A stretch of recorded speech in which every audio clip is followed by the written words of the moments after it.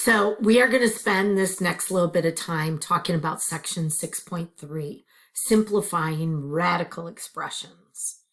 So before we can actually really understand how to simplify radical expressions, it's going to be helpful to us to be comfortable looking at the multiplication property of radicals. And this is actually a very simple property. It says that if you have two radicals, and if their indexes are the same, then if you multiply those radicals, you can actually take the radicands and put them both underneath the same radical. Okay, so let's look at an example. I need to make one adjustment. This example shouldn't be 5 times the square root of 5 times square root of 75. This should be a 45. Okay. So if I take the square root of 5 and the square root of 45, in and of themselves, neither of them are perfect squares. However, if I multiply them together, 5 times 45, that gives me 225. So then I can take the square root of 225, which is going to give me 15. So that was really pretty nifty. It also works the other way. If I start with a perfect square.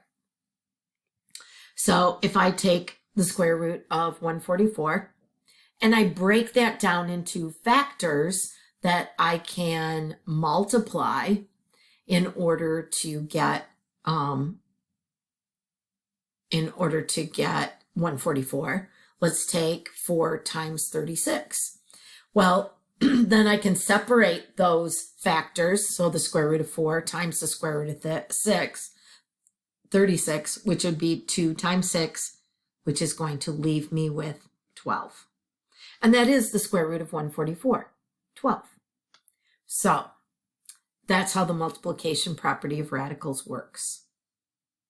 One of the questions that I get all the time is, how do I know when I'm done simplifying a radical? That's a reasonable question. So, a radical expression is considered to be simplified if the radicand has no factor raised to a power greater than or equal to the index. Okay, so an example might be if I have the square root, the 5th root of x cubed.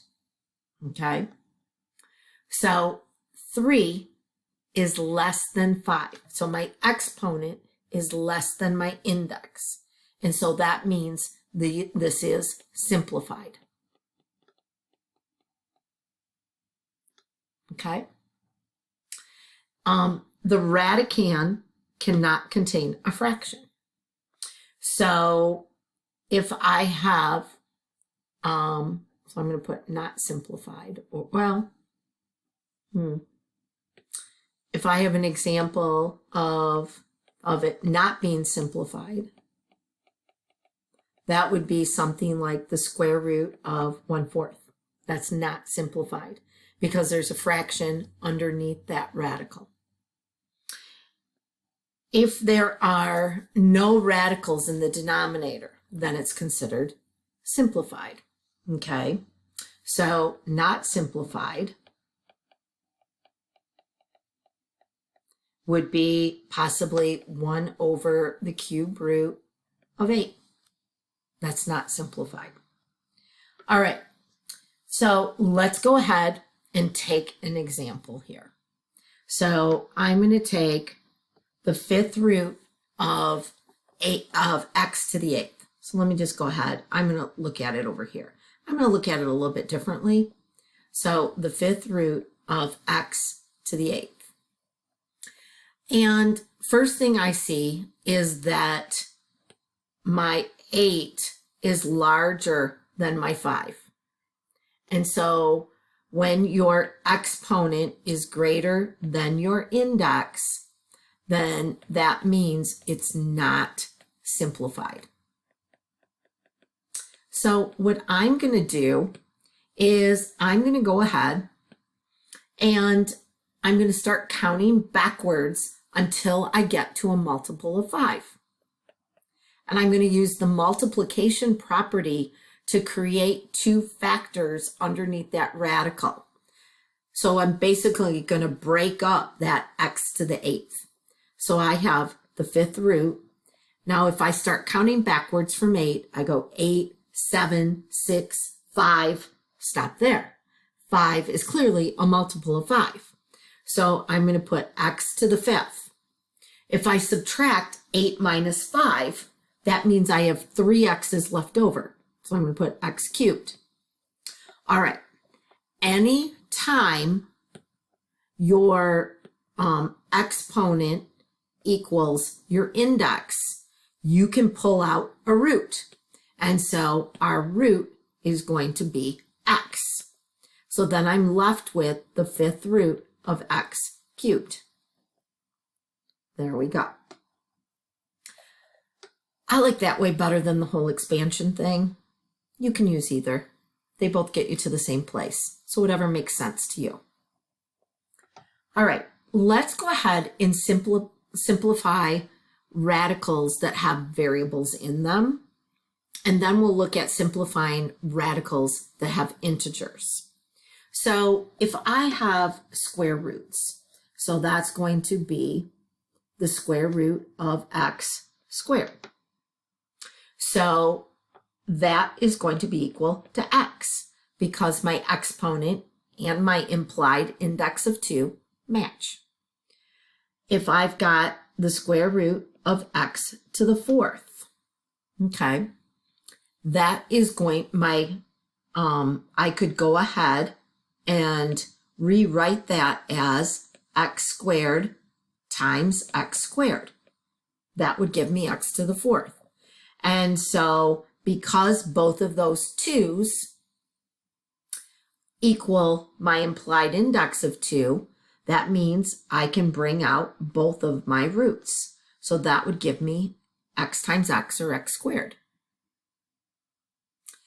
If I've got x to the 8th, okay, I can go ahead and I can break this down into x squared, x squared, x squared, x squared, or 4 of those x squareds. Okay, bring out 4 roots, and so that would be x to the 4th. Perhaps you can start to see the pattern here, that what I'm really doing is I can take that exponent, divide it by my index, and that is going to give me the exponent of my root. Well, what if you have something that doesn't divide so neatly? So let's look at x to the 11th. No problem. I'm going to count backwards until I get to an exponent that's a multiple of 2. So I start at 11, 11, 10. 10 is a multiple of 2. So I'm going to use the multiplication property, break this down into x to the 10th, x to the 1st. Well, x to the 10th, I can divide by my index. 10 divided by 2 gives me 5. And so this is going to be x to the 5th, root 1, x to the 1st. Okay? All right, let's look at some cube roots. So we'll do those in a different color. How about green? So for a cube root, well, let's just start out with the cube root of x cubed. Well, that's certainly just x. How about the cube root of x to the 4th? Well, that's going to be x cubed times x. And so I can bring out my root of x, and so that's going to be x cube root of x. How about the cube root of x to the 6th? Well, that's just going to be the cube, oops, not the cube root. It's just going to be x squared. That would be the root, because I can take that exponent of 6, divide it by the index, and that's how I get this 2. That's the exponent on the root. All right, let's go to the fourth roots. So for the fourth roots, how about if we go ahead and start with the fourth root of x to the fourth? Well, that's x. If I've got the fourth root of x to the eighth, well, that's going to be x squared. The fourth root of x to the 12th, that's going to be x cubed. You can see as long as that exponent is a multiple of 4, we can take out an even root, and my radical goes completely away. But what if I have the fourth root of x to the 15th? Okay, so now I'm going to use that multiplication property. So it'll be the fourth root of x to the 12th, x to the 3rd. And so that's going to give me x cubed, fourth root x cubed. I know that that radical is simplified because my exponent is less than my index.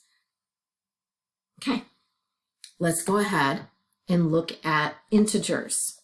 So if I'm simplifying square roots, let's go ahead and start with the square root of 4. Okay, that's just 2. And the square root of 9, that'd be 3. The square root of 16, that's just 4. Square root of 25, that is going to be 5. And the square root of 36, that's going to be 6. You could keep going and developing that table. You should be familiar with your square roots clearly up until where you get a root of 12, so the square root of 144. Okay, you should be able to recognize those.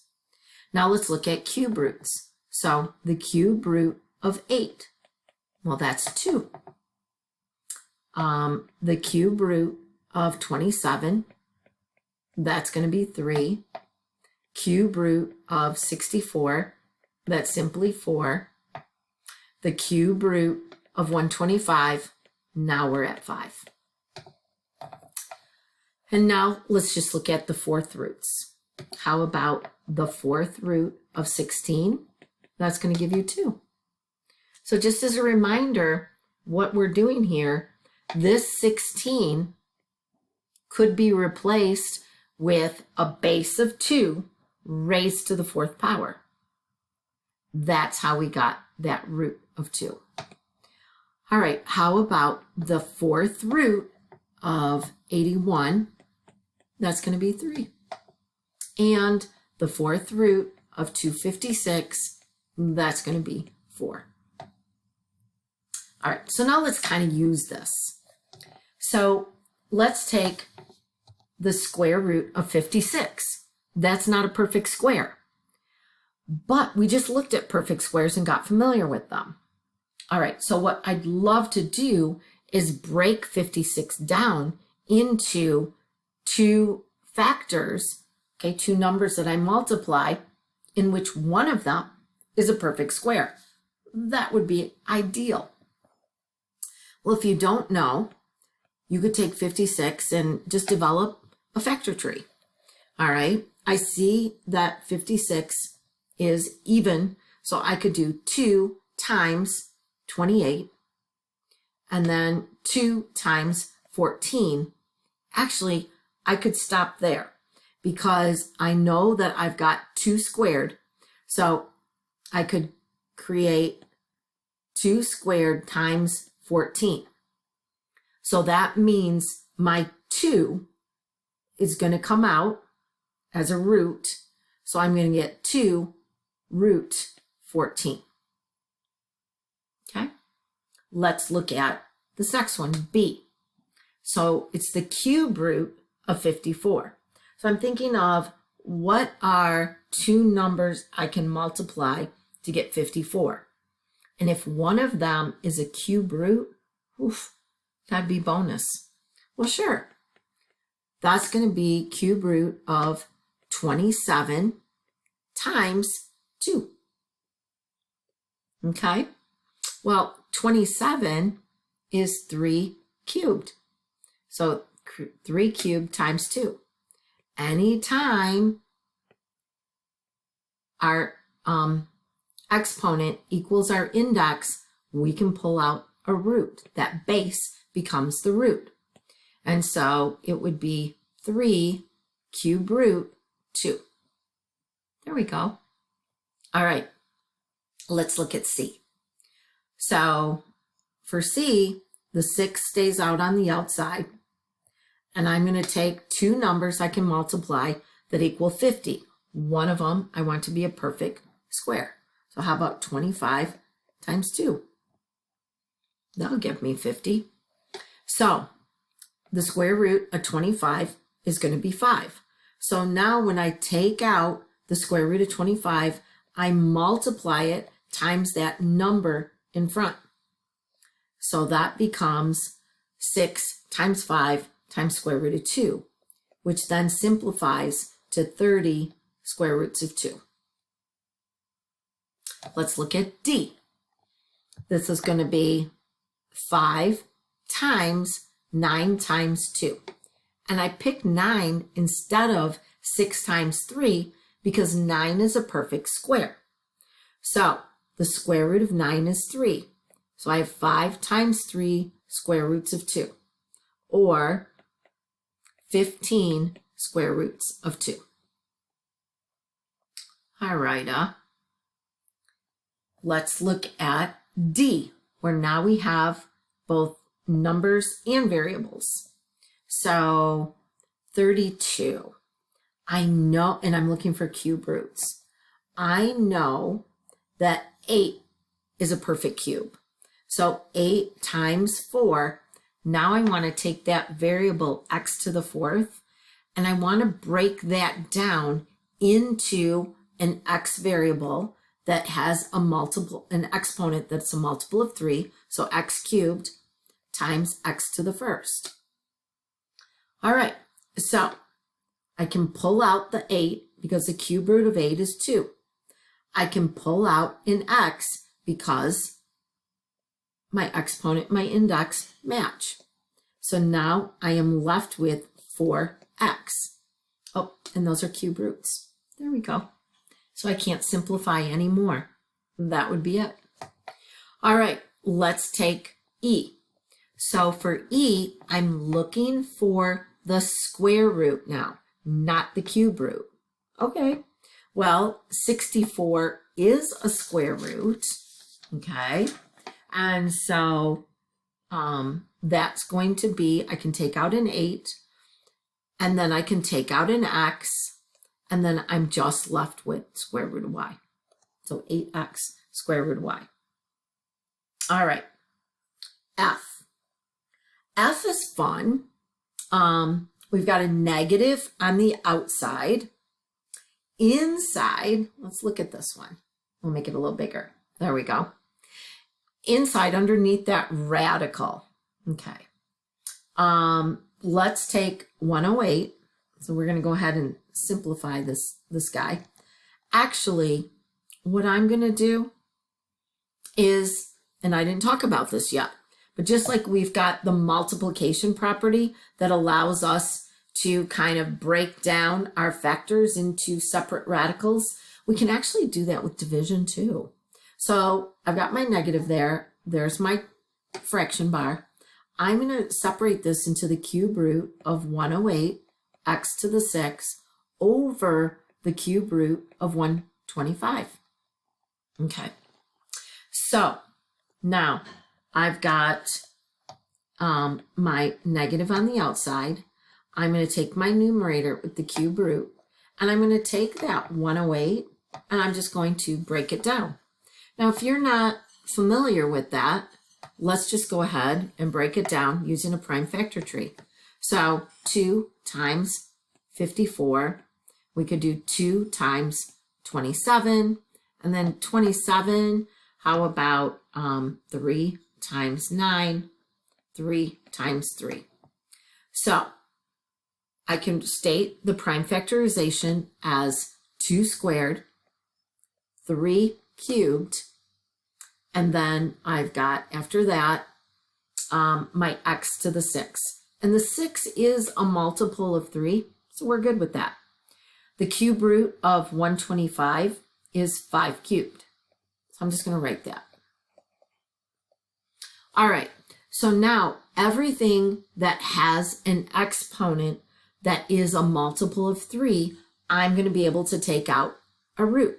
So here we've got one in my numerator. I can take out a 3 and an x squared. And in the denominator, I can take out a 5. So let's work on that. So we've got our negative, we've got our fraction bar. So we're taking out a 3x squared, and I'm left with the cube root of 2 squared, which is 4. And I can take out a 5 out of the bottom. Okay, that's my root. And then that one's done. All right, let's go ahead and go over to G.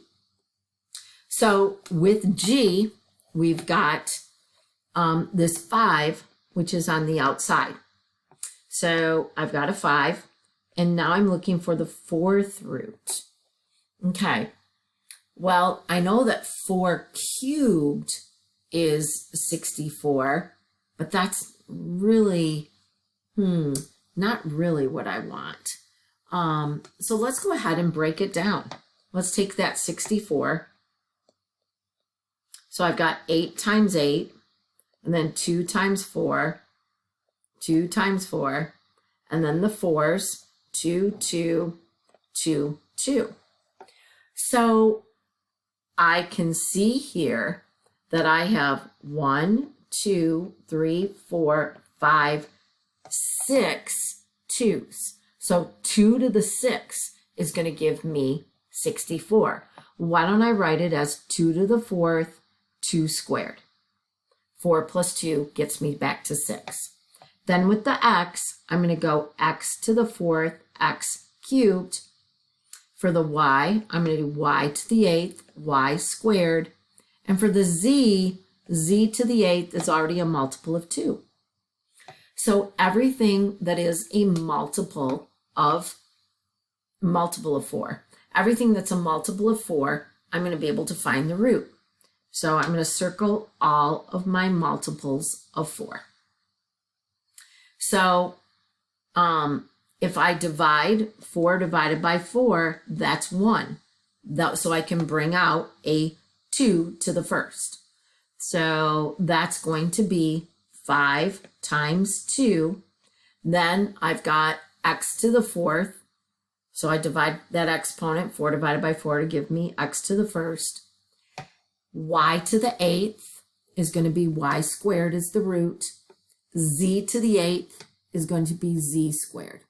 So everything that is left over stays.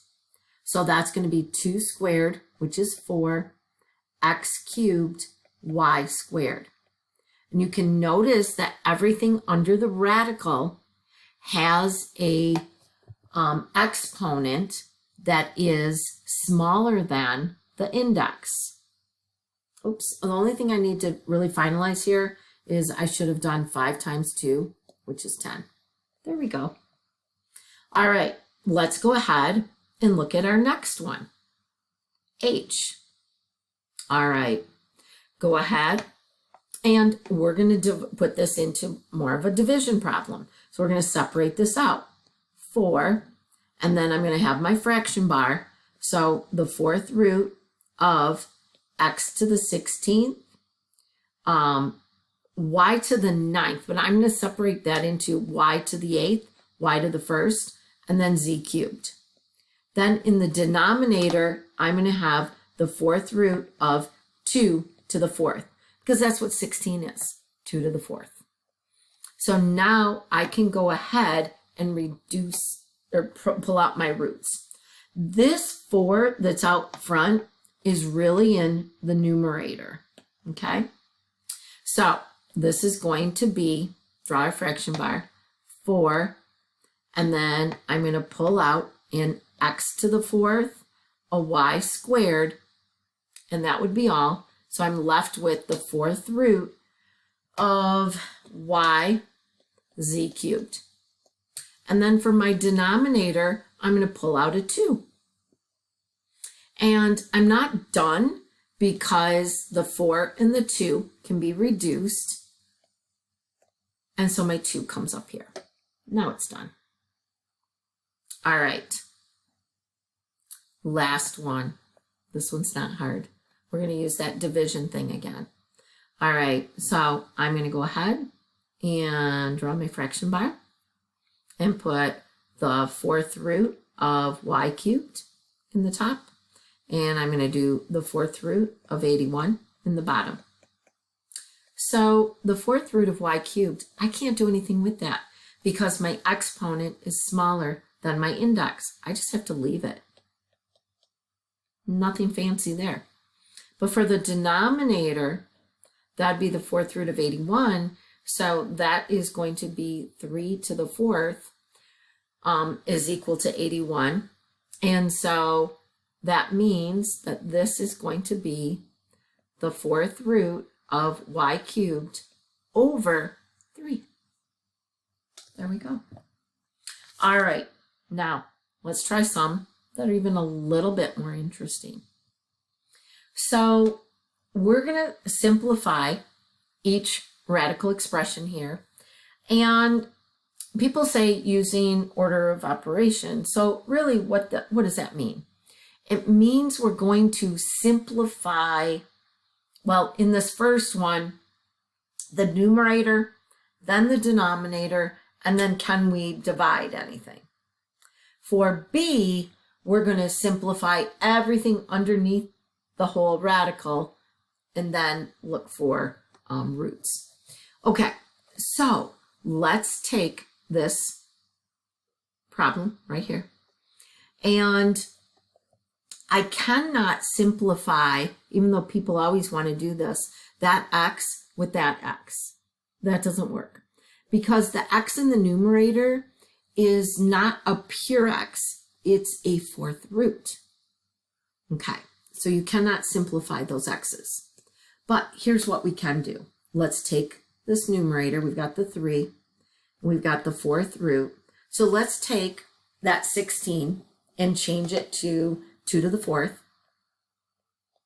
And we're going to take x to the 5th and kind of work that a little bit. X to the 4th, x to the 1st. And then y to the 8th, that's going to work for us because it's a multiple of 4. And all of that is over 2x. So let's go ahead and bring out our roots. So I've got everywhere where I've got a multiple of 4, I can pull out a root. So that's going to be 3 times 2. I'm going to bring a 2 out. I'm going to bring out an x. I'm going to bring out a y squared. And what is left? Okay, well, the 4th root of x. And then in the denominator, I've got a 2x. So right away, my 2's reduce, and then my x's reduce. So my final answer is going to be 3y squared, 4th root of x. There we go. Okay, let's go ahead and look at B. So for B, we are going to look at simplifying underneath that radical. So I am going to, this negative is outside of the radical, so it stays there. And I've got the cube root. So let's go ahead and take 120 divided by 4 gives me 30. And then I've got x to the 7 minus 4. I've got y to the 5th, and I've got z to the 9 minus 2. Okay, so I can go ahead and simplify that. So a negative cube. Well, it doesn't really matter what I break 30 down to. I'm never going to get anything that has a cube or a perfect cube. So I'm just going to leave that 30. I can't do anything with it. But then I've got x cubed because 7 minus 4 is 3. That's going to be good. Then this y to the 5th is going to become y cubed, y squared. And then the z to the 7th is going to be z to the 6th, z to the 1st. Okay, so anything that has a multiple of 3 as its exponent is going to be able to take out a root. And so I get my negative, and then I'm going to take out an x, and then a y, and then a z squared, okay? And I am left with the cube root of 30, y squared, z to the 1st. And that's done. All right, woof. Got lots of things going on there with c, but it's really not that bad. The very first thing I see that I notice right away is that every one of these exponents are a multiple of 4. And know what else I notice is that 256 is the same as 4 raised to the 4th. All right, so I've got 256 is same as 4 to the 4th. So I can go ahead and reduce this right away. Here is my fraction bar. So in the numerator, I have 4x squared. In the denominator, I have y to the 6th z. Wow, that one's done. Okay, so let's move over and try d. This one's fun. We've got outside of our radical, we've got this fun fraction. Inside of the radical or under the radical, we've got the same variables. So let's just be careful. So I'm going to keep b and over a squared. Then I've got, okay, got all sorts of craziness going on. All right, let's break this down to the 5th root of a to the 20th, a squared. And then in the denominator, I've got the 5th root of b to the 25. So everything under those radicals that has a that is a multiple of 5, I'm going to be able to take a root. Well, this is going to be fun. So this gives me b over a squared times a to the 4th, 5th root a squared over b to the 5th. Okay, now I'm in a position where I can reduce. So let's start with those b's. I've got 1b in the numerator, 5 b's in the denominator. So I'm going to get rid of the 1 in the numerator, and that 5 becomes a 4. Then I have 4 a's in the numerator, 2 in the denominator. So the 1 in the denominator goes away, and this 4 up here becomes a 2. There we go. So I am left with a squared, 5th root of a squared over b to the 4th. And that one's done. Okay, we did Pythagorean theorem in an earlier section, and so I don't feel like I need to really go over it again, but it's such a common application here. I'll just make sure you get it set up right. So for this one, it should be 6 squared. What is going on here? There we go. 6 squared plus 12 squared is equal to c squared. And then what you find for c, you find c is the square root of 180, and then you can simplify that. And that simplifies to 6 root 5. So just practice with it. Okay, how did I know that I need to do that instead of find a decimal? Because the directions are telling you to do that. Write your answer as a simplified radical.